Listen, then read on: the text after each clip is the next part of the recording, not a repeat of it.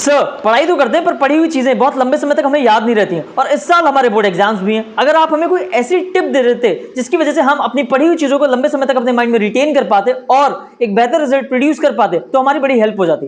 तो चलो फिर तुम्हारी इस प्रॉब्लम को आज सॉल्व कर देते हैं। मैं तुम्हें ऐसे 3 तरीके बताऊंगा जिससे आप अपनी इस प्रॉब्लम का परमानेंट सोल्यूशन कर पाएंगे। सबसे पहली चीज तो एक ध्यान रखो, जब आपके बोर्ड एग्जाम्स होते हैं उससे पहले आपको 8 से 10 महीने का एक प्रॉपर समय मिलता है जिसमें आप अपने सिलेबस को कवर कर सकते हैं। ऐसे में होता क्या है, जैसे जैसे बच्चा आगे के चैप्टर्स पढ़ना शुरू करता है पीछे के चैप्टर्स को भूलता चला जाता है।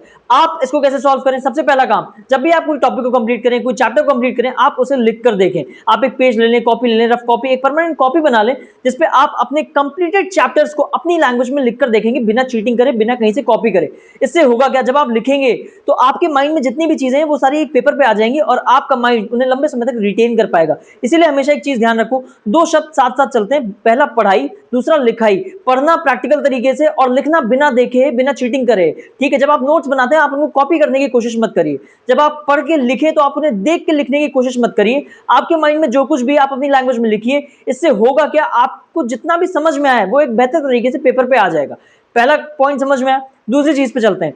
दूसरा काम आप ये कर सकते हैं कि आप अपने किसी फ्रेंड को, दोस्त को, जो भी आपने टॉपिक पढ़ा है उसे पढ़ा के देख सकते हैं। जब आप किसी चीज को टीच करते हैं, पढ़ाते हैं, तो वो चीज आपको बहुत लंबे समय तक याद हो जाती है। तीसरी चीज, अगर आपके पास ऐसा कोई फ्रेंड, दोस्त अवेलेबल नहीं है या फिर आप पढ़ाने में कंफर्टेबल नहीं है तो आप एक व्हाइट बोर्ड यूज कर सकते हैं।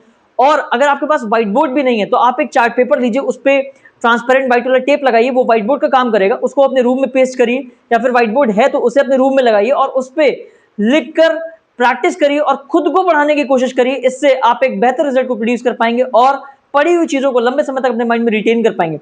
Follow for more such content and if possible, visit my YouTube channel, link in bio. Thank you.